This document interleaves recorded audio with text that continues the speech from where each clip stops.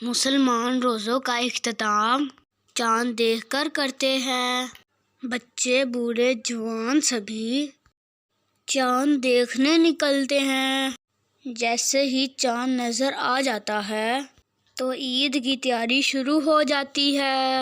عید کی صبح سب غسل کرتے ہیں اور تکبیرات پڑھی جاتی ہیں۔ عید الفطر کی نماز جانے سے پہلے سنت کے مطابق کھجور یا کچھ میٹھا کھایا جاتا ہے۔ سبھی مسلمان ایک بڑی جگہ پر عید کی نماز ادا کرتے ہیں۔ نماز کے بعد سبھی ایک دوسرے کو عید مبارک کہتے ہیں اور ایک دوسرے کے گلے ملتے ہیں۔ بچوں کو عیدی ملتی ہے۔